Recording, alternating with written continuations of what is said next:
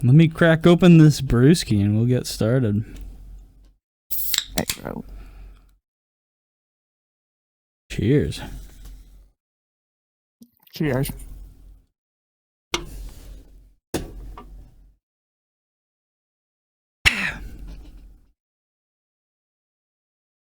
All right, you want to start off with who you are, how old you are, and what you do?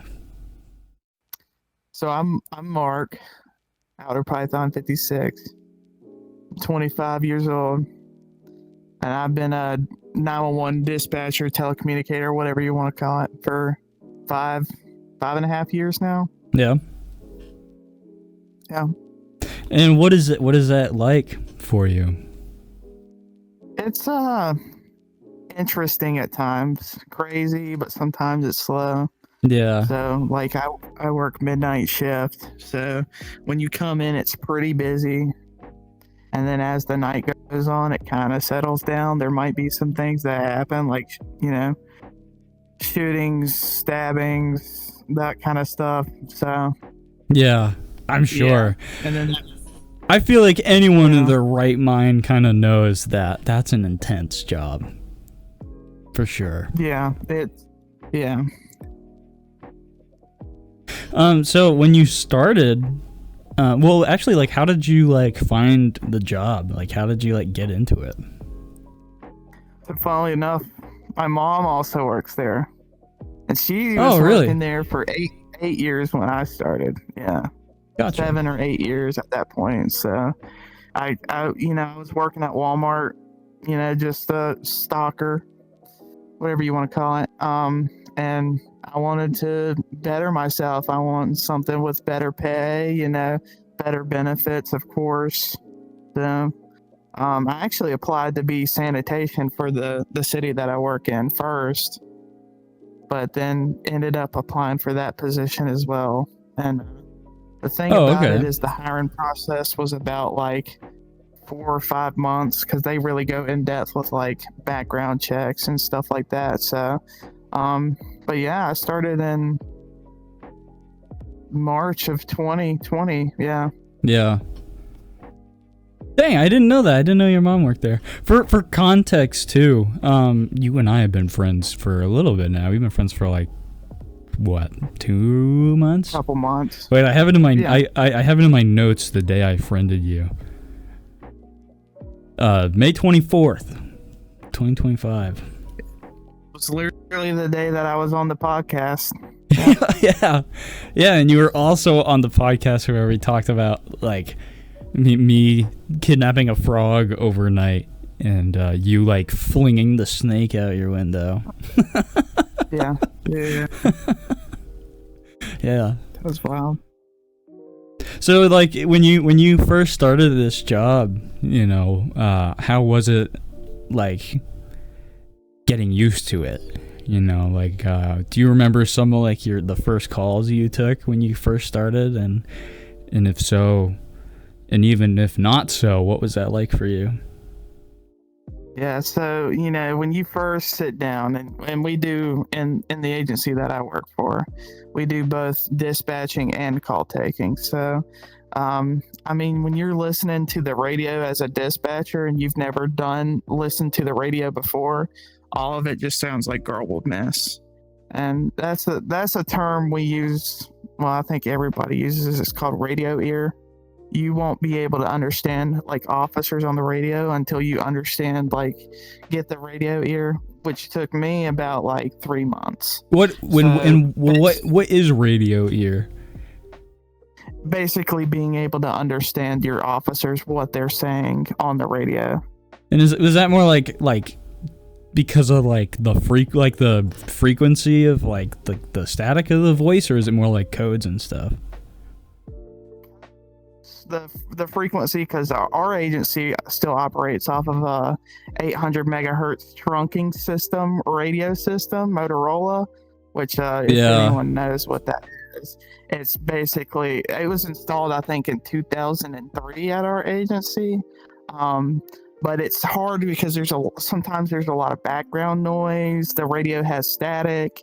And just being able to understand officers' voices And sometimes officers will say things different ways depending on which officer you talk to on the Right. radio. So you kind of have to get used to all that kind of stuff. Yeah. Yeah. Dumb question, but was it stressful trying to figure all that out? Oh God, yeah. Yeah. Yeah, absolutely. And you have there's a bunch of tests they make you do, and so learning the 10 codes, learning how to use our software, which is called CAD, computer aided dispatch, learning how to use that, learning how to hear on the radio. And then back then we also had fire dispatch. Now we only do police, but we used to have fire dispatch too. And fire dispatch would be a completely different. You wouldn't use 10 codes at all. It was just plain talk on the radio.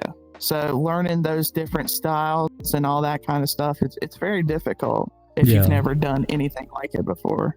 Right. So. Yeah, dude, I can only imagine. Yeah. Yeah.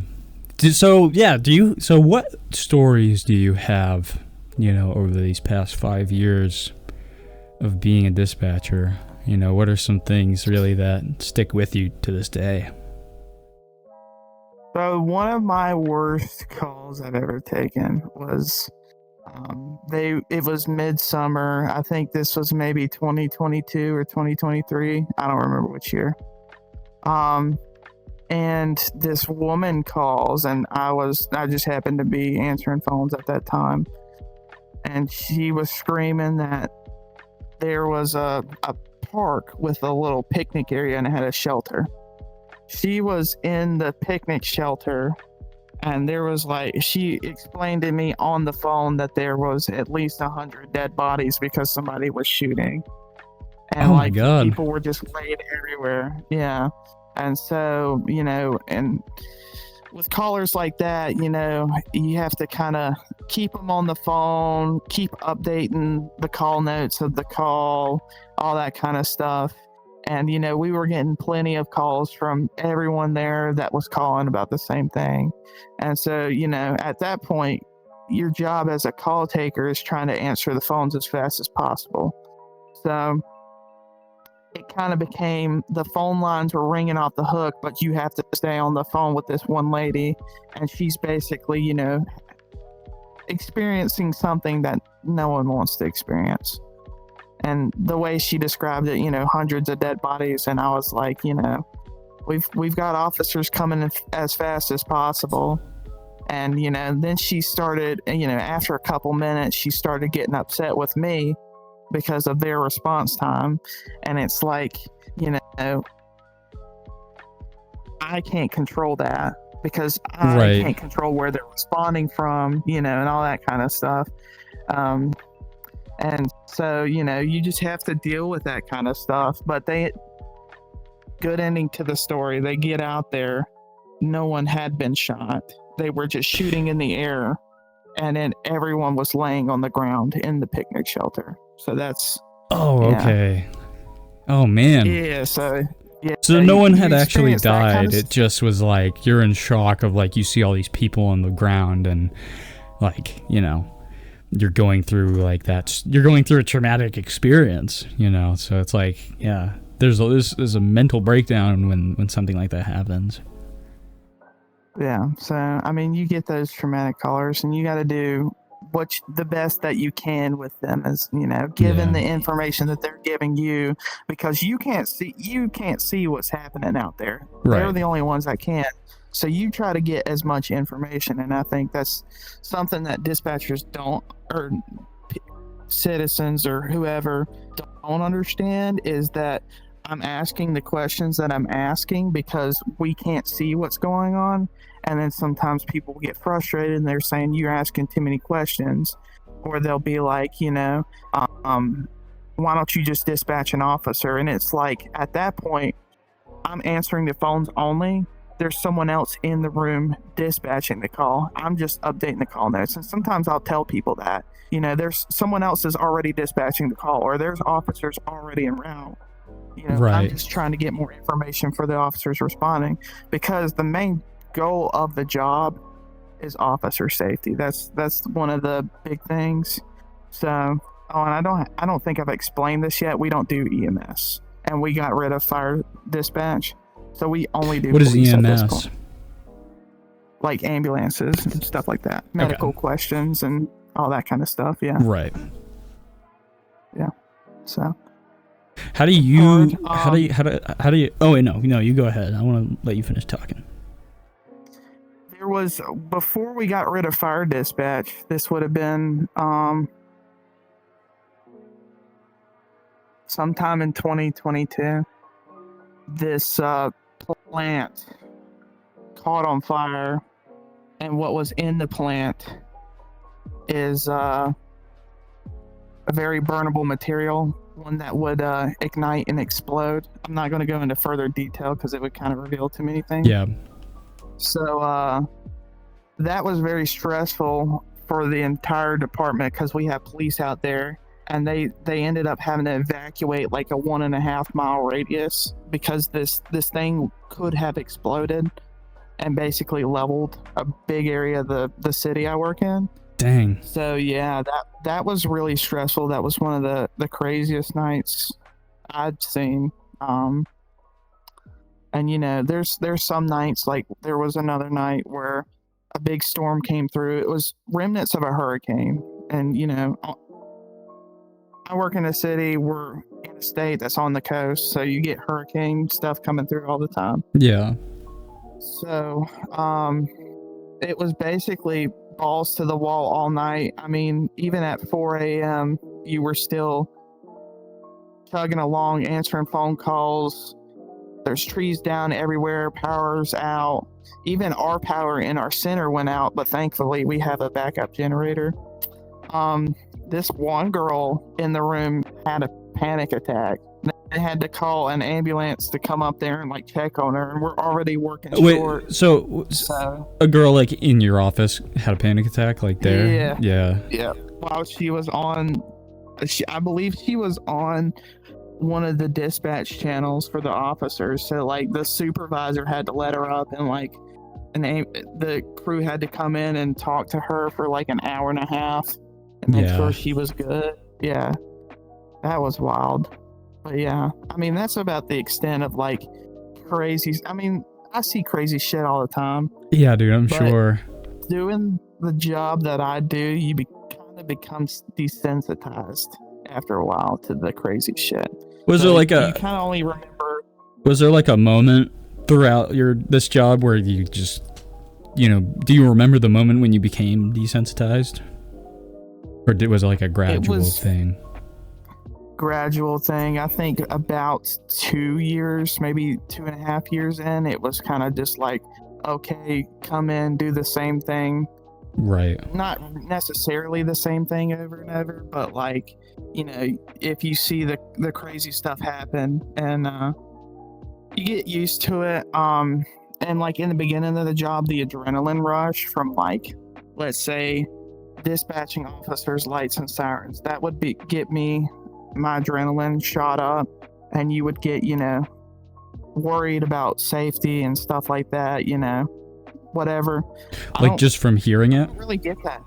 Yeah, absolutely. You get adrenaline rush as a dispatcher from hearing. And I mean, like in that instance where I said the girl called in and said 100 people were shot, that was one of those where I had the adrenaline rush call taking. So you kind of get used to that kind of stuff. It doesn't really bother me anymore. I don't really get adrenaline rushes anymore, except if like an officer is requesting like immediate backup, like they're in a situation where they've got like somebody at gunpoint or what have you, or the officer gets shot. That stuff's still sort of gets me, but like the rest of stuff's kind of just routine at this point. Do you have any stories more particularly towards like officers that you've had? I mean, I've had several officers. Like there was one officer one night, and I was relatively new at the time.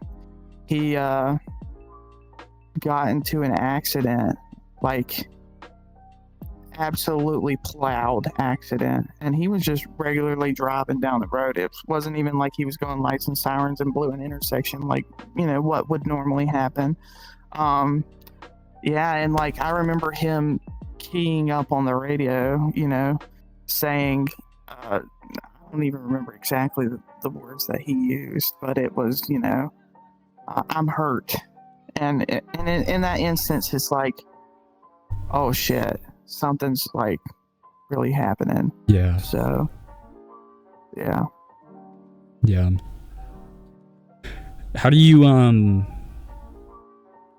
you typically try to like stay calm in these situations? You just, like I said, you get desensitized to it. So, like, I mean, the adrenaline rush still happens, but I just basically do my best to, keep in contact with an officer or keep in contact with a caller that's having, that kind of stuff, and keep talking to them. And I think that kind of helps not only me, but them too, either instance. Because, like, if you can level each other, it really helps, keep things even, even under crises, but yeah. Yeah. Well, to get away from the bad stuff, do you have any calls that were like good? Do you have any calls that, made you feel good? This man called one, and this was 2021. This man called, and he was like, my daughter said her house was being broken into. And so, I put the call in, sent it for them to be dispatched, lights and sirens and that kind of stuff. They ended up getting out there. Thankfully, nothing had happened. And they actually rode into the department and gave me what we call at our department a commendation. Basically, you did a good job. Here's a piece of paper that said you did a good job. Seal of, like a stamp of approval, pretty much, or something. Basically, yeah, and not many people in my job have those. Yeah. So I'm one of the few people, So it was do you know nice. how many of those you have? Well, only one. Only one. Yeah. And I can think of maybe two other people in the communications division out of the 30 that we have. Mm-hmm. So, yeah. How do you? Well, I got another bad story. Go ahead. I got another bad story. I was also freshly released when this happened. Freshly, whatever. If I mention release from training took about 8 months for me before I got like released, which is basically you can do the job on your own without being monitored. Right. So, I sent a call one night where this guy called in and he said that he saw a car in the construction zone. They're working on building new highways throughout the city. And he basically said that he saw a car down there and it looked like it was stuck. So I sent it. The officer went out there and they couldn't find it. So they cleared the call. Nothing ever come of it. Well, the next day, someone had ended up, I guess, reporting him missing. And I don't know why, but they went out there to that construction zone and his car was there in the mud. Oh, mind you, it was raining too. Yeah. His car was out there in the mud and he was laying face down, several feet from his car where he had gotten stuck. So, and he was dead. Shit. So, yeah, my boss came to me a week later, and I had no clue that had even happened. My boss came to me a week later, and she was like, "Hey, I want you to let you know, in case you do, have to get pulled to professional standards, which is basically like, how do I describe professional standards? It's like internal affairs, if you know what I mean." Yeah.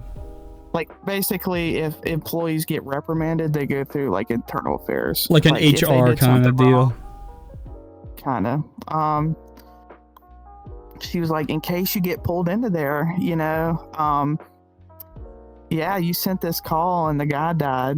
And she was like, you did a great job on the call. However, you didn't ask if he wanted to be called back.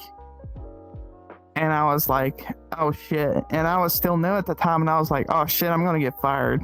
Like, I was seriously worried. But I never even got pulled. I don't know what happened to the officer. I think they suspended him for a while or so.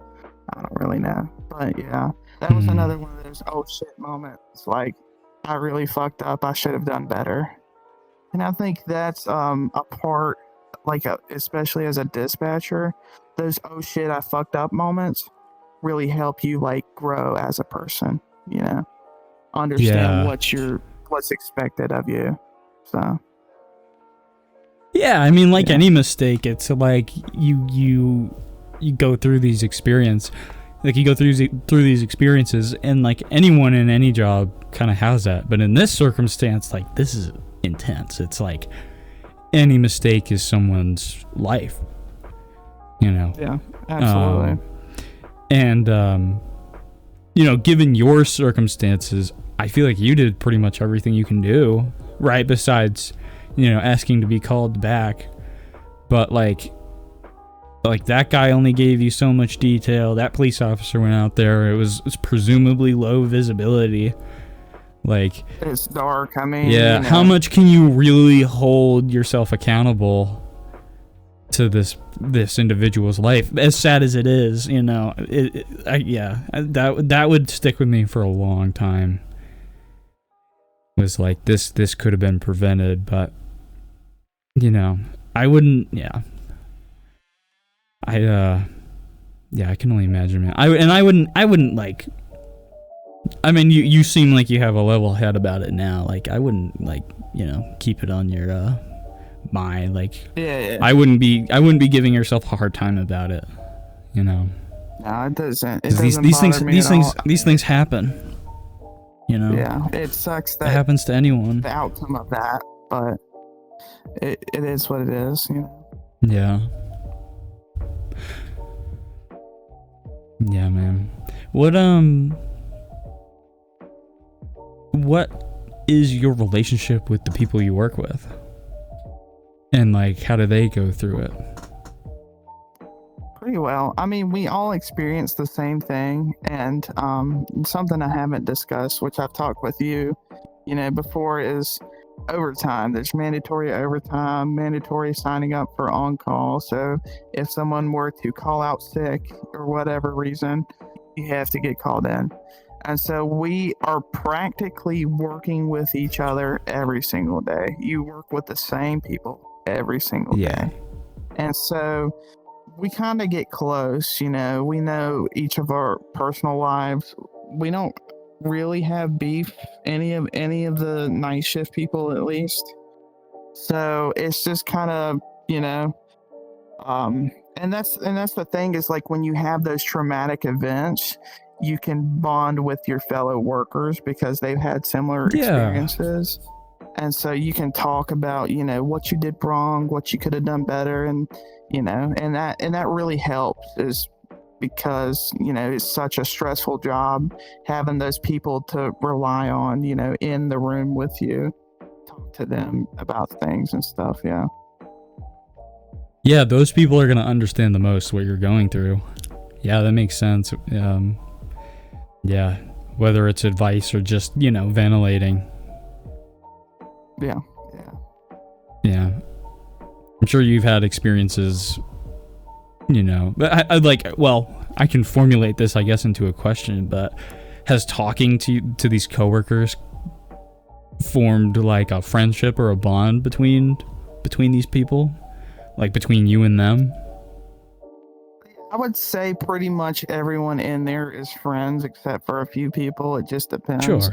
I'm more of a, chill. I try to be funny at work, make people laugh, try to have good relationships with everybody. So I would say I'm pretty much friends with everybody in there. But there are some conflicts that happen, between people. That, there are some cliques per se, depending on how you look at it. Um, and that's something that does happen.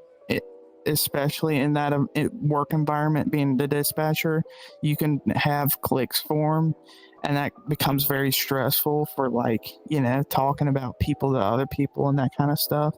So it right now is good. But like when I first started, there were a lot more cliques, and they were tight. So if you weren't in it, you were piece of shit basically. So Yeah. but it's gotten better. I think the environment has gotten better. Yeah. Hmm. What are some things you say to your coworkers to like cheer them up or make them laugh? It is what it is. I mean, I think that's a very good term for any kind of situation. It is what it is. Yeah. Having to sign up for overtime, it is what it is. What have you learned, I guess, from all of this leading up to this point? I mean, I was a youngin' when I started the job, and I'm, in my mid-20s now, so I've kind of grown as a person all around. I've learned a lot about, how policing works, civil stuff, like what to do, like as far as like attorneys and getting lawyers and that kind of stuff. Even though we're not supposed to give that advice over the phone to citizens, we don't give legal advice at all because it's a police department. So, that kind of stuff. I mean, yeah, I've kind of learned slang because you talk to these people on the phone and you got to know what they're saying. So, yeah, I mean, like slang in terms of like people who call in with an emergency, or like slang between like the people you work with and the police officers and stuff. People who call in for emergencies. So like there are parts of the cities that citizens, everybody refers to as like something, like, yeah. For example, we have a merging of highways, and there's this one where there's a really tight curve and people always wreck there. So if you say the curve, then I know exactly where that's at, or that Gotcha. kind of stuff. Yeah, and it's not like the subdivisions of the city too. So like there's different areas called different things, even though it's not technically like the postal address wouldn't say like that subdivision. It would say the main city we work for. Right. That kind of stuff. Gotcha. So, yeah. Right, and so in doing in learning these things, you're able to efficiently get through a call and absorb information, faster, pretty much. Yeah, and that's a thing, working and answering phone calls and stuff. Like before I worked this job, I would never call people because I would always I would get nervous. The call anxiety, people. Yeah. Yeah, so now I don't care at all. Yeah. I'm confident in myself and what to say on the phone. So. Gotcha. What do you think people what do you think people misinterpret the most about like a 911 dispatcher? Does that make sense? Yes. I think the big I was talking about earlier, how there's dedicated people answering phones and then people dispatching the officers. That's something that really people just don't understand. And you're not doing all of it. Yes. So like I'm asking questions, but I'm not actually like talking to the officers. That's it would be too much at one time at my agency. So they separate that. Now other agencies will have their dispatchers also answering phones. So not mine. when you call 911, you get your local agency. I think that's something people don't understand, because they'll read out the address and then give the zip code and all that. And Yeah. Like, I've always wondered that too. Like, if you call 911, does it go to one big distribution thing and then go from there, or is it always, does it take your phone number and then go to your like closest district?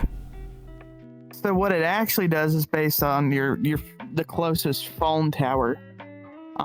It will then route to your primary PSAP, which is a primary service answering point.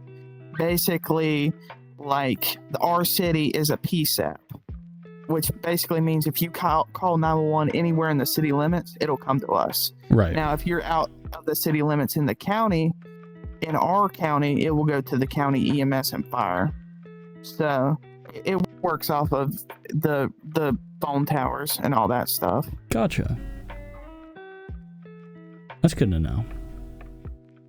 What are some... I've been trying to like avoid the common questions, but what are some common questions you get, as a dispatcher? What's like the biggest question you get? I always get the, what is your worst call? That's every time I mention it to someone. Oh, so I immediately ask the most common question, pretty much. Yeah, that's absolutely like, what's your worst call you've ever taken? And it's like, and then you have to, and sometimes when you get put on the spot like that, it's very hard to think about like, oh, what is my worst call? So I kind of have a general, I always use that one. I've probably had worse, but forgotten them, to be honest. So, yeah. And and I imagine, I feel like most people in like that situation, they're gonna go through intense things like that, and their mind is gonna just put them away. You're gonna forget about them, like put them in the vault, like in Adventure Time. Yeah. So I mean, like. And that to me is what makes the night go by fast, is when you're doing that fast-paced action, for a couple hours. I mean, I do enjoy when it gets, I very much enjoy when it gets slow. I won't say I won't. I know I've called you on your breaks. Yeah. So, well, the breaks are a thing. They say they allow us to get breaks. They're not supposed to, but we work 12 hours and we don't get a lunch. Yeah. So I don't know by our state law how that's acceptable. Are you allowed to like eat while you're on a call? Not like, I guess, on a call, but like at your station, pretty much, like at your desk? Absolutely. I have ate on a call before. I mean, that's the only. Sometimes you don't get any downtime, and you have, you gotta eat in 12 hours. I mean, I could starve, yes, but like, why would I do that? Yeah, exactly. So I usually try to like wait till I'm on a dispatch channel, because usually the dispatch channels you kind of more expect it coming. So yeah, I don't really eat while I'm taking phone calls per se, but I have ate while I've taken a call before. I mean, right. So. Are like different times of the year like? Absolutely. I know exactly what you're asking. Are different times of the year like Winter slower and like fast, like more common to get 911 calls and stuff? Because I imagine like when there's events going on, you're gonna get a lot of calls. Yeah. So weekends, July 4th, December 31st, you're gonna get a bunch of people shooting off guns, shooting off fireworks. So you don't want to work them days, basically. Winter time is really chill because people don't want to go outside. So yeah, and summer is hell because the kids are out. And what do the kids want to go do? They want to go, shoot other people or, be hooligans, whatever. Right. I don't know why kids do that nowadays, but they do that. I know when I was in school, I wasn't out shooting people, but they do that nowadays. But it happens, yeah. So, yeah, it's a very big difference between like summer and winter, especially for night shift, because during the summer, people will stay up later because it's like nicer outside. Yeah. There's more things to do. and the kids are out of school. But then when winter comes, no one wants to be outside, at 1 a.m. when it's 30, 28 degrees outside, So, Right. yeah. Yeah. Makes sense. Makes sense. I know I keep having questions and then they flee away from my mind and then I find them again. Have you ever recognized someone's voice on the other end of a phone line? Like when you're taking in these calls? Someone recognized mine. Well, okay. Oh. Let me backtrack. Yes, people have, or I recognize. So we have a bunch of frequent callers. So you get used to the people that frequently call. So and this is something I was thinking about the other night that I was going to bring up. There's this one woman. She's really sweet. She always asks for me when she calls in because apparently she thinks I'm a lady because my voice is kind of, a little not deep. However you want to put that. Sort of. I can see through a phone. I get called ma'am a lot on the radio and the phone, but she always asks for me by name. She's really sweet. Basically, she calls in a lot that people are in her yard. Well, they've went out there since 2012 and no one's in her yard. Basically, she did a little hardcore drugs back in the day. And now she's suffering from, So, that's something that she calls all the time. There's a dude who calls in all the time, and he always calls in at night. And he says that he looks out in his driveway and his truck is gone. And it's because, his truck's been wrecked for 6-7 years. And we always tell him to call his daughter. So, and apparently he's got a form of, I think it's dementia or Alzheimer's, that's called sundowning. When the sun goes down. Oh, like sundowner syndrome? Yeah, when the sun goes down, because he always calls at night. Rarely ever calls during the day, always calls at night. Huh.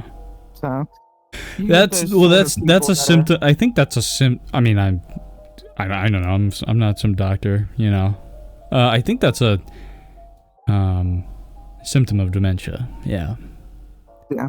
So. Dementia patients will see a black carpet or something by a door, and they think it's a hole in the ground. Oh. Or a shadow. They think it's a hole. Yeah. That's wild. When my dog got really old, he had sundowner syndrome, and there was this black mat at the front of the door, and he would fucking hop over it because he thought it was a hole in the ground, So. Damn, that's crazy. I never knew that. Yeah. It's a strange thing. But one time, my cousin called in, and she was just talking to me, and I didn't know it was her. When she called in, did you recognize her? Or did she recognize you? No, and I think halfway through she recognized me because she was just talking to me about. She was asking civil questions about having a roommate and wanting to get him out and that kind of stuff. And then she said, "Wait a minute. Is this Mark?" And I was like, yeah, who is this?" and she's like, "Hey, it's you know who." And I was like, "Oh shit, are you good?" And she was like, "Well, no." And then she started talking, and I was like, "Oh, dang, I kind of told her, I was like, it sucks. You need to, and I told her to talk to her dad about it, and then I ended up actually messaging her after I got off and talked to her a little bit more about it. But yeah, that was crazy. How is she doing now? Is she better off now?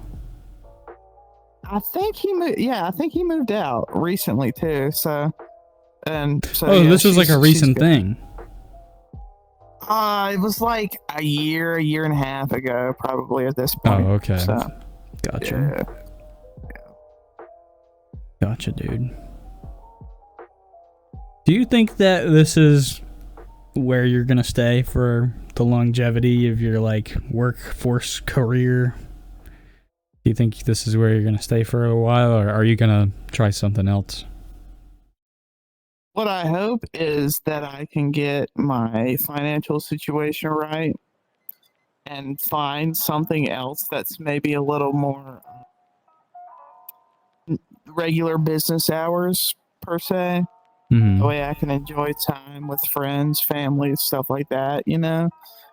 But it's kind of seeming like I'm going to be a lifer. That's what we call it up there, a lifer, you know? So I don't know. I'm really hoping that I can get my, stuff straight and keep working hard to pay off bills and stuff. So that way I don't have to do this much longer. Because, I mean, I enjoyed the job at first, but as time goes on and like working the overtime, because like some weeks I work 72 hours a week.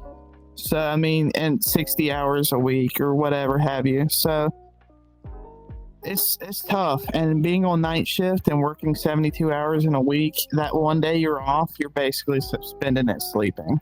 So Yeah. I hope I can do something different, but we'll see.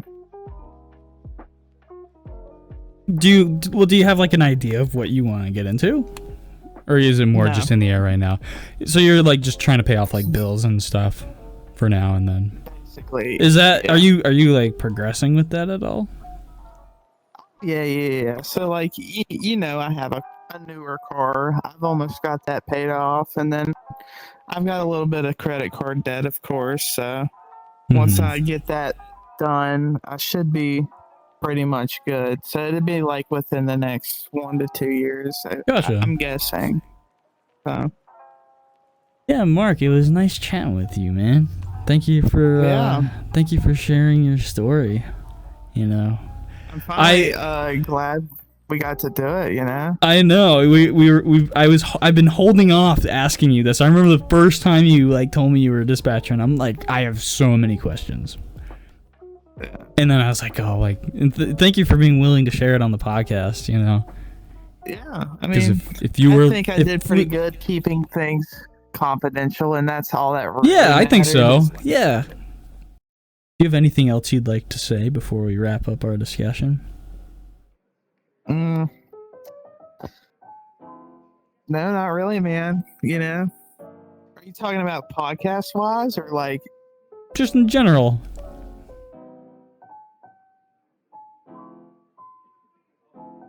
Dispatching is a hard job, man. You know, like you got to be dedicated to the craft, basically. Yeah. And I think that's something people don't understand when they apply for this kind of job. I mean, you have to have the mental capacity to do it, you know, and you got to be good with the sticks, like good using a computer and that kind of stuff, and the ability to multitask. That's a big thing that people don't understand, is like talking on the radio, typing while the officers are talking to you, and like when you're on the phone call, you have to be typing while the person's talking. Yeah, that kind of you stuff. like have to be good with not only your like articulation to them, but also note taking while you're trying to, you know, get the information out. And making sure you're copying the correct. I mean, like, you know, make sure if you're note taking on calls that you're accurate information, not fudging information. Or what did they say? I think I'm gonna put what I remember they said. Yeah, you can't do that. Remember they said. You can't do that. It can't be an I think. It can't be an I think they said this. Yeah. And active listening, you know, active listening is a big thing. You know, kind of like what you're doing with the podcast, you know, asking questions, kind of just like listening to what I have to say, that stuff.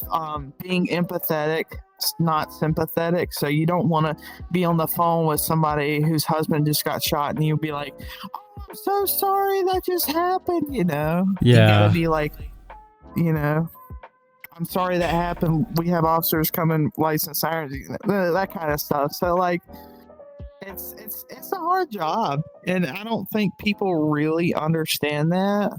And And it's like I have a bunch of people, what they call sit-alongs. People will come up and they'll be like, they'll sit and make sure that's what they want to do before they actually get into the job. And so, Yeah, like people have shadowing. no clue, man.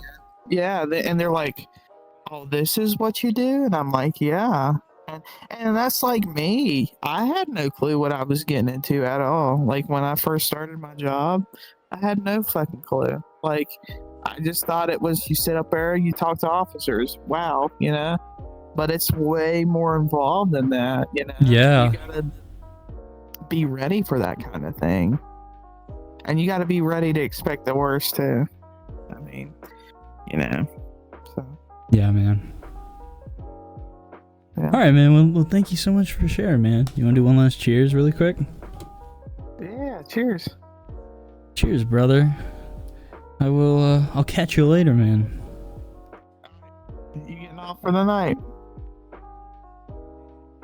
No, I'm doing the fake goodbye thing for the podcast. Oh, you got me good. Well, cheers. Cheers, brother. We'll do it again. Cheers. Hello. That was a really nice conversation I had with Mark. He's a really good friend of mine that I met recently. I'm just separating this conversation to the next conversation. Talked to a guy who's in the military and he did security work on the side over the weekends and stuff for a couple of years, so I talked to him about that. And this is me just bridging that conversation with the next. And that'll be the rest of the podcast. All right, I'm done talking. The words have left my mouth. Wait, so you're like a security guard kind of guy for concerts and venues and shit. Yep, I do that. I did it on the side. My job offered it, so I took the chance to do it. Yeah. Nice. And how long were you doing that for? I did that for a year or two. Okay, gotcha. Yeah. And who were the people that you were doing security guard work for? So, I did it through the company, but I was like a contract for the company. So I was like a solo. Right. So it was my group, and we were contracted in because they needed more people to like cover and make sure everything was safe. Oh, okay. Yeah, so they needed more people, and they reached out to us because we're more reliable because we're military as well. You're military? What does that mean exactly? I'm in the Marines. Oh, okay, gotcha. Yeah. So the Marines were like, hey, this company is offering a volunteer chance as well as a job if you guys want to continue doing it on the side during the weekends. So did our background checks, we did our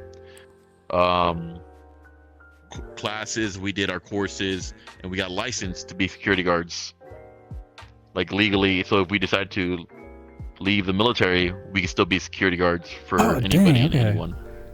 So is this is the way you like were introduced to being a security guard? Was you were in the Marines and they were like, hey, like this is an offer that you can do through your company to work with these people? Okay, that's pretty cool. That's awesome. And who were these people that you were doing security work for? It was in California, so they changed. So the venue, so we were kind of underneath the venue, but the venue had multiple companies, or like multiple different. They went through multiple companies because either it wasn't up to their standards, or it wasn't up to their the rules. But they kept calling us back because every time we were there, it's exactly how they wanted. And if anything went wrong, they, instead of sending the people who were actually like part of the company or part of that contract, they liked us a lot better because we were there. Had no problem taking care of the issue and de-escalating the situation. Gotcha. Okay. without having to use force or even severe language. Right. And did you? This is gonna be a dumb question, obviously, but did you have to, just de-escalate situations? Yes, but not gonna lie, everyone kind of hopes for like the situation where someone tries to push the limit, but anything like that. I had one situation where one guy was trying to come from one seat into the VIP, and then I was like, okay. And over our comms, they were like, hey, we have a situation, and the bosses walked over, or essentially ran over, and looked at me and was like, hey, can you take care of it? I'm like, I gotta cover my shit, and they're like, or I gotta cover my post, and they're like, no, go. And I ran over, and as soon as I got there, they're like, the guy's right there. So I was like, okay, let's see how this goes. And I started walking up. I'm like, hey, I need you to back up and go back to your seat. And he got really violent, and he started pushing me, but I just kept walking forward. I didn't put my hands up, nothing. I just kept walking forward. Right. And he decided to realize, like, I started smiling in this terrible situation because I knew he wanted to fight. But I started smiling. I guess it essentially freaked him out. And he eventually's like, there was a couple of choice words that he used, but is in a shortened sense, he said, man, you ain't even worth it. You're just a little child. I'm gonna go back to my seat off my own choice. Gotcha. Essentially. Huh. All right. So you were covering a zone, and then some guy was like, or your boss, your manager was like, you gotta go take care of this guy, make sure he goes back to the seat. And yes. Gotcha. I know him. And I was one of the more bigger guys, essentially, because I'm like 6'1", and fairly physically built. Yeah. What was like your worst? Not worst, obviously, but what was like your craziest interaction with people being a security guard? The craziest one was the Red Hot Chili Peppers one, because You were the Red Hot. was. Oh yeah, that's right. Yeah, you said you were Yep. Red Hot Chili Peppers. That's right. Because I had taken 2 scoops of pre-workout that day, so I was hyped up, and I was just in charge of the VIP section. So okay. I was standing guard. And eventually I had this woman come up to me, and she was trying to like flirt at the same time, be like, hey, can I pay you $500 to let me in? And I told her, no, I cannot let you in. And I told her, if you're gonna pay me $500, you should just bought the $500 ticket to go VIP. Right. And then everybody else, like, that I worked with, even my bosses, were like, I would have taken the money. And I was like, Wait, so everyone else was like, oh, you would have taken the money just to let her in? Really? yeah, because she would have been denied once she got in. She would have been told to leave. Oh, dang. So you could have just pocketed the money. But yeah, that's yes, I kind don't like of messing- that's kind of unethical. Yeah. You know, you're just robbing people at that point. and she was intoxicated, so. Yeah. Yeah, that's fair. Who were these like bands that were performing that you were doing security guard work for? There was the Thundercats, Red Hot Chili Peppers, because Thundercats opened for Red Hot Chili Peppers. There was The Weeknd. There was Elton John. There was a Spanish concert. It was Grupo Firme. That one got chaotic. They had us all line up in front of the stage. Didn't matter for the sides anymore. Like the VIP and all that stuff didn't matter, because the crowd got too chaotic and too excited. So they had us, all the security guards, lock arms in order to create a wall to push them back. Oh, dang. Yeah. Oh, man. Was there ever did you ever feel like a stressful situation going through? Like, what was going through your head, dealing with all this kind of stuff? Well, I get it. People get excited, and then when you meet some people who meet someone famous or like want to get recognized or like just want to some kind of recognition tend to go overexcited and leave logic out and just Right. act on instinct or impulse. I understand that part, but everyone has a job to make sure that whatever they do doesn't harm someone else next to them. So, like the saying goes, like I know Keanu Reeves has quoted it, and it's you'd rather be a warrior in a garden than a gardener in a war. But at the same time, my favorite saying, like that's kind of like that, is one must know violence in order to know peace. They weren't violent, even though it seemed violent. They weren't violent. They were just excited. I know they're just trying to have fun. So there's no need to be like aggravated. There's no need to get agitated. People are intoxicated. You know how people are gonna act. There's no need to get overwhelmed.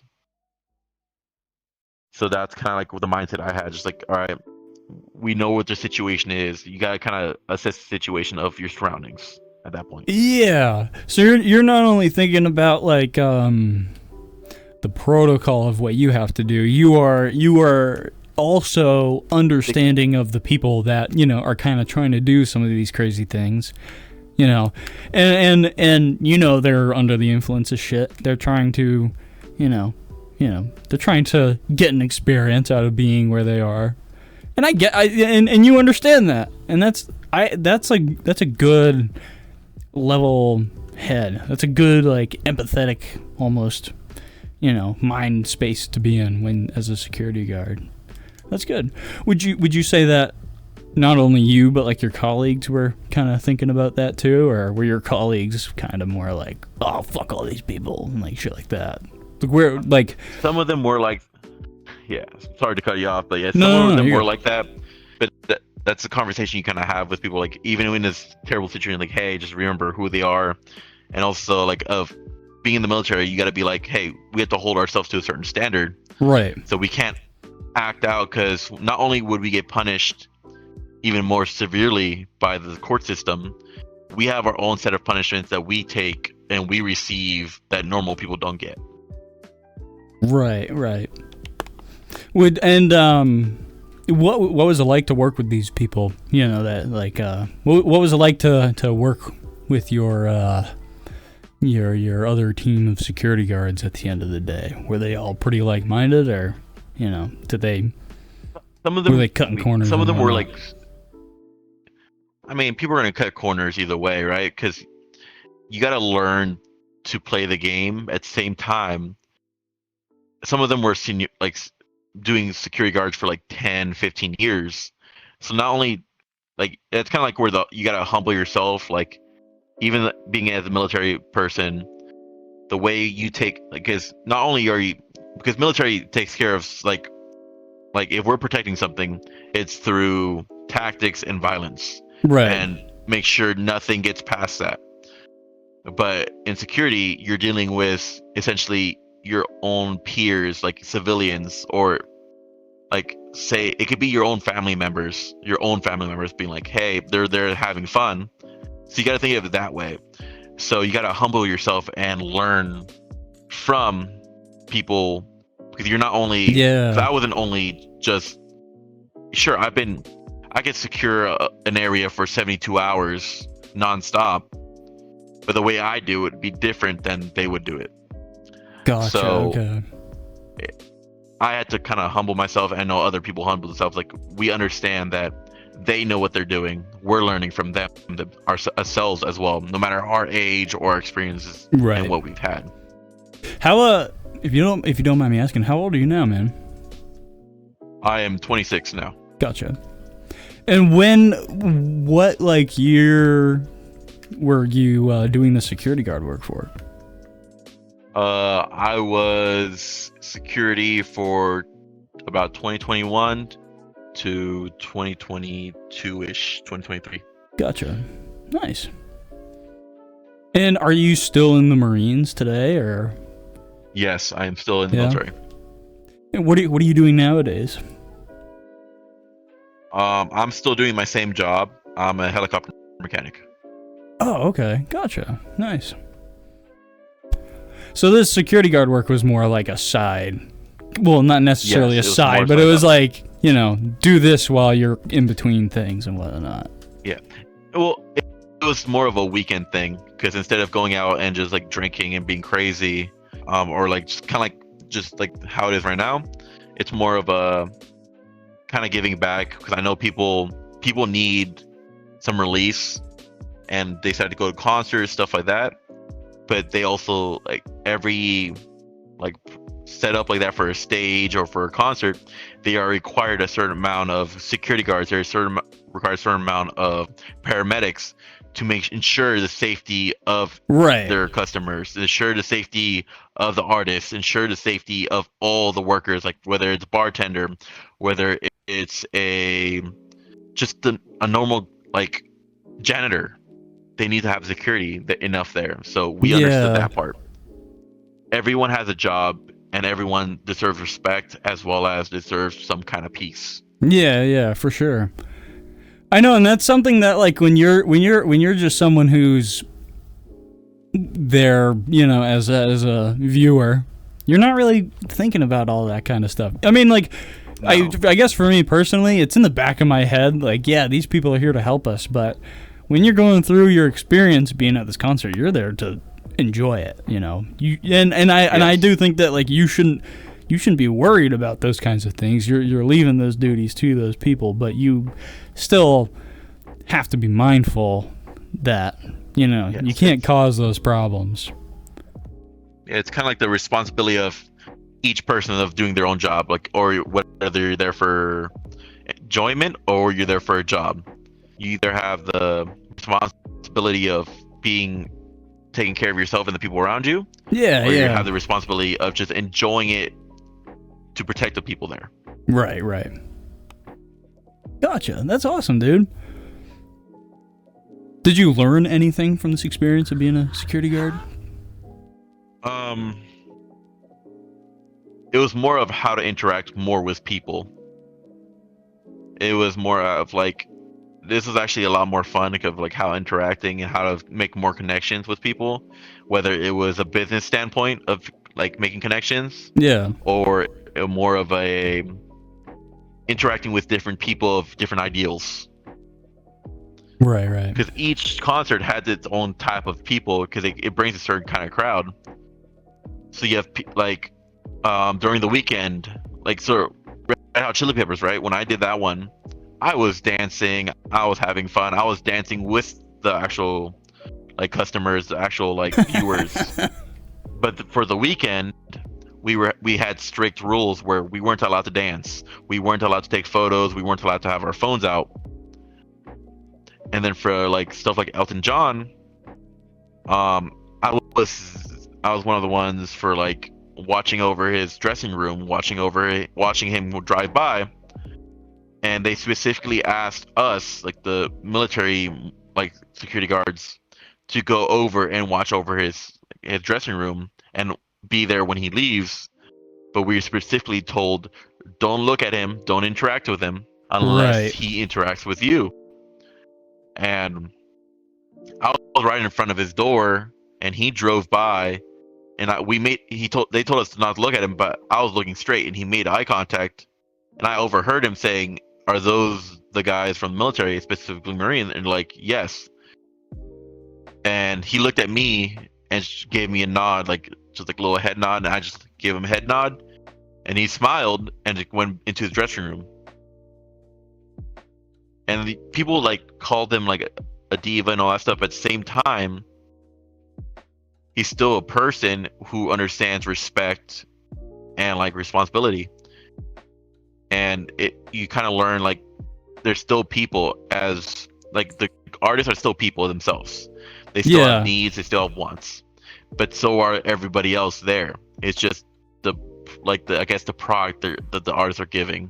It's the fame and the fortune that everyone's given them, and like you realize like things could change people, but at the same time, how much are you gonna let it change you? Right. I like that a lot. those must be pretty good experiences, you know. Well, like I'm sure that probably felt pretty good, you know, to have, you know, someone like that, Elton John, to acknowledge you and appreciate you. That's nice. But I also get the side of like these, like, and I like to have that viewpoint where like with celebrities and whatnot, like these are all just people, you know. Yeah. Like sure, like people hold these people to a high status, but like they're still people with problems and emotions and, you know, like their upbringings and stuff. And that is no different to anyone else. So I like that a lot, man. For what you do now, you said you're a helicopter mechanic? How long have you been doing that for? 8 years. Really?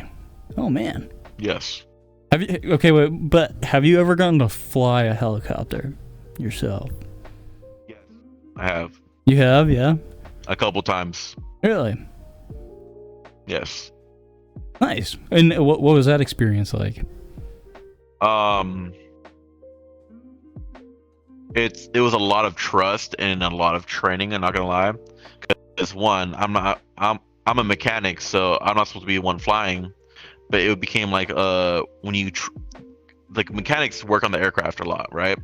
And you become, if you get along with the pilots, and it becomes that trust where it becomes like a friendship where, hey, this pilot's gonna fly on the aircraft or the helicopter I worked on.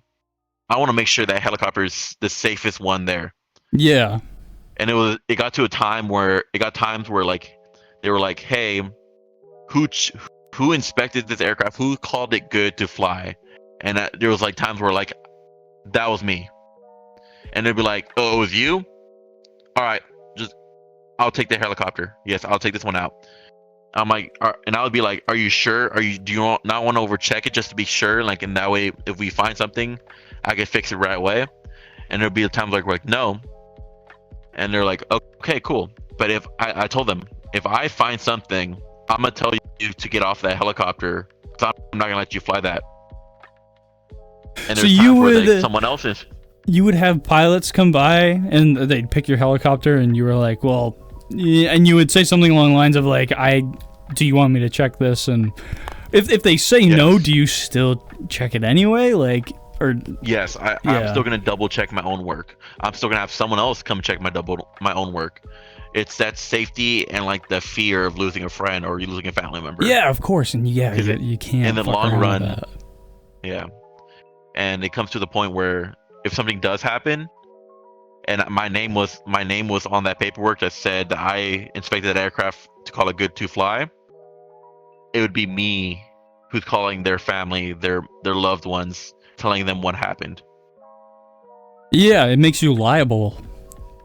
Yes. Yeah, and it holds you responsible. So that's why my job keeps me humble in a sense, to check my work, check who I am as a person, to make sure I'm doing the right job and treating people as they are, as human beings. Right. Do you think that being a helicopter mechanic is this what you want to pursue, you know, indefinitely as your career? Yeah. How long? And like, even if I do, you're gonna stick with this as long as you can, pretty much. Yes.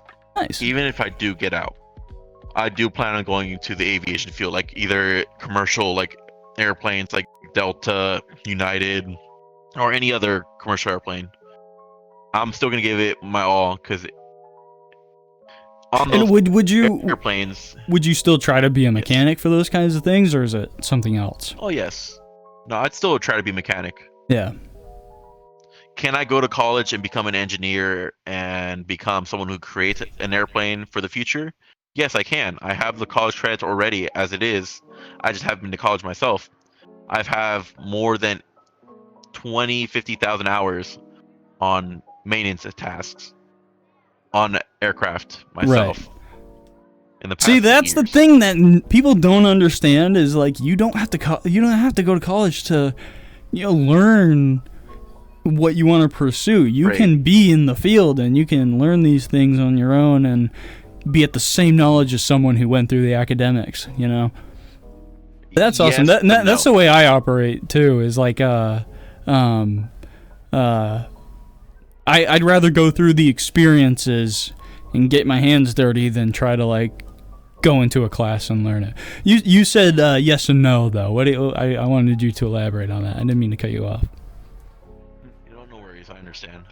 We've had some pilots, right? Because they have to inspect their aircraft before they say yes, I'm gonna take this aircraft, or yes, this aircraft is good to fly as well. Because there's a lot of procedures and a lot of safety steps in order for just one single aircraft to fly. So after I inspect an aircraft, it's gonna go through another series of steps. It's gonna be screened for any possible jobs that could be done, any possible upcoming scheduled maintenance, like a car, right? Like oil changes, like tire rotation, stuff like that. Right. It's gonna come up, so it gets essentially safe for flight, and then the pilots check it. So once they check it, we'll be there and be like, okay, cool. And I've seen this in the civilian side too, where if just because people went to college, they don't have the actual experience until they actually like experience themselves, where they think they know more because they learned it, not actually learning through experience in person, but through a book. Right. It's one thing to learn through a book and understand what's the procedures and like what happens to go through it. It's another thing to actually experience it yourself, because then you take it to heart. Yeah. Like in the airlines, they have the mechanics work on it. They have the mechanics check it, then they go through the FAA, and the FAA does their own inspection to call that aircraft good flight. If something fails when the pilots, because that's why when you see the pilots go in first, they're testing everything as if it wasn't actually taking off, but they're actually testing everything to make sure it's good for flight. And if you ever had an overlay or like an extension because the airplane was bad, it's because they found something, so the mechanics are going to come work on it. If they can't fix it there and then, that's where you're going to have even more of delay or cancellation of a flight for like airlines. Right. So you can learn through all these academics and go through these classes and whatnot, but at the end of the day, you have to get your hands in there and really know what you're doing. And if you don't, you're delaying the process for sure. Hello? Okay, so I'm a technician, but I work at a whole bunch of like engineers. I work in master's degrees and all that, and we do the same shit. We literally do the same shit, which the title is different because they went to school, but we literally do the same shit. Yeah. And I work in robotics, so. Nice, dude. You know what I mean? We do the same thing. So, it's just a title. The title. But exactly. And what people don't realize, it's the experience that we get makes a difference. You're not wrong. No, you're good. But then again, I can't knock knowledge down either. Like when you go to school, like there is some shit that they know, but there's some shit that we're like, no, dude, don't, like, you know. Well, yeah. It always comes down to the preference. It comes down to the preference of how you want to learn things. It's like, can you pursue academics and understand it? But when you're in the field, But then, in the field, like it's different. Like I mean, like there's some things some things don't work exactly how it's supposed to written down. Right. So ways that some things are written down, like it's supposed to work this way, it's not always going to work that way. So we, as actual mechanics, or like have to figure out following the right procedures and by the book of follow that way to fix it. But another thing is being naturally smart, like intuitive, like, you know, intellect, like that's, you can't teach that. You know what I mean? So sometimes somebody could be like from a badass fucking school, and then like you're like, I'll be right back. It's like by yourself, you're like, no, don't do that. You know what I mean? And then they're like, oh, you don't know shit. Like, you know what I mean? Yeah, of course, yeah. Just to fill you in on what's going on, I'm actually recording for a podcast right now, and I was just asking him a lot of questions. But you're totally fine. I just wanted you to know that. Oh shit! Yeah. No, you're good. You're good. I'm glad to say you came in with some insights, so that's good. Yeah. Yeah, it was bugging me. I like wanted to jump in, but then I was like, I didn't want to interrupt you guys. But I was like, dude, can I say something before? Oh yeah, dude. Like I go fucking yeah. No, but yeah. It's but no diss on people that have like doctorate degree and shit like that. Like, dude, that's of course you're smart in your own way, but like people are sometimes naturally smart and they're techs, and they people look at them. Yeah, dude, for sure. Yeah. Doctor, it's like to become a doctor is like, and that's one of those things where in medical practices you have to do the research, you have to learn through academics, you have like you can't do open heart surgery on someone and get your hands in and figure it out there. You have to learn that through books and stuff. Practice. And then at the same time it comes down to the practice of like figuring these things out with your hands, and that still correlates similar to like mechanics and whatnot. You still have to get your hands in there and get the physical attributes down to know exactly what you're doing. Yeah, like mostly with techs, like in the beginning we fuck up a lot and we just learn. We trial and error. So you can't do that on a body, like Yeah, exactly. That's why they have like test dummies and shit for that, Hello, welcome back. Yeah, dude, I didn't think so. I didn't think somebody's gonna taught me on that one. All right, I wanted to wrap up our discussion with you really quick.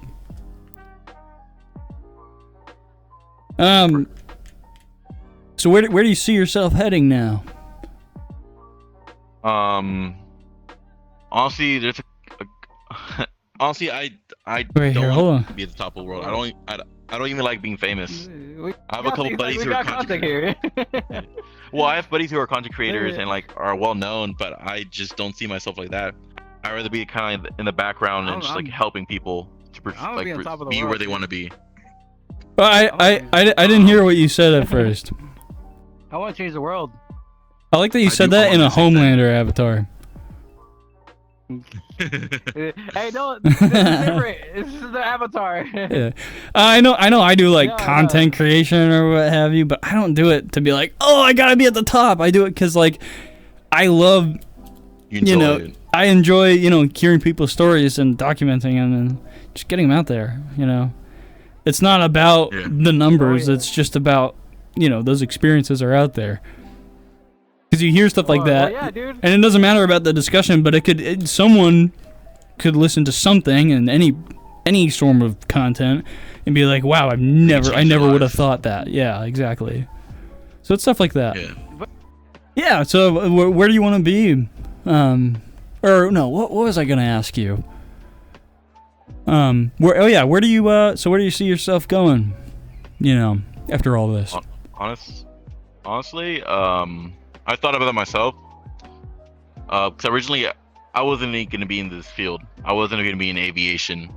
I wanted to be a firefighter because I wanted to help people. But I realized there's a lot more things to invent and a lot more things to create. And like we talked about, like college is still a thing. And instead of being a mechanic my whole life, after having the experience and like realizing there's like kind of a disconnect, I thought about going maybe engineering and creating or hopefully assisting to create a new type of aircraft to help better travel, possibly later on like travel the Earth to another planet or possibly just a faster point of transportation. See where your skills can take you. Yes. Nice, dude. That's awesome. But eventually I do have a goal of like kind of settling down, but at the same time pursuing not exactly what I dreamed of, but something that I ended up liking. Because like growing up, I didn't really have a dream of being something. It was more of let's see where life takes me. So I took it that point. That's awesome. Because dreams are one thing and it's great to follow, but at the same time, sometimes you gotta let life take you to find your new passion. You're preaching to the choir right now, dude. You're preaching to the choir. Yeah, I agree with you, man. I really like your perspective on things, man. It's very inspiring. This might be a heavy question, If you have nothing to say, that's fine, but is there anything you'd like to say before we end our discussion?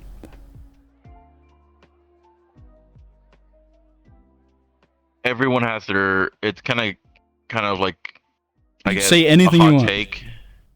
It's a hot take. Opinions don't always matter, compared to the facts. If you let feelings and opinions take over, you're gonna lose the big picture of what's actually going on. Gotcha, man. Keep an open mind to people, emotions, but overall, what's going on. Like that. Well, thank you for sharing your experiences with me, man. I really appreciate it a lot. This is a great talk. I love it. Yeah. I enjoyed this a lot. I love that, man. All right, dab me up. It was nice chatting with you, man. I'm sure I'll catch you later. Great chatting with you, bro. Oh, for sure. Oh yeah, man. All right, take it easy. Man, what a good episode. What a good episode. There was only 2 conversations, but sometimes you only need 2 conversations to, spice up something good.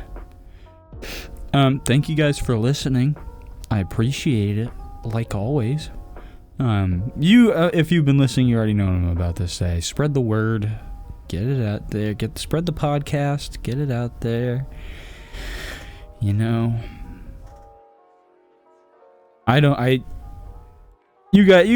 even if you don't know what this is, you kind of know the drill. If you enjoyed it, find my socials. I have links where the links are.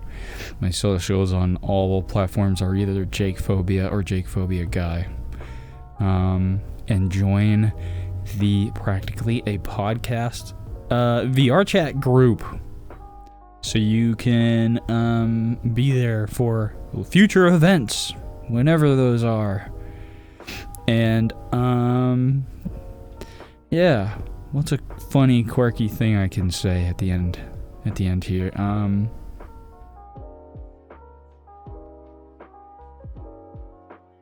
I feel a really bad liquid shit coming on. All right, bye.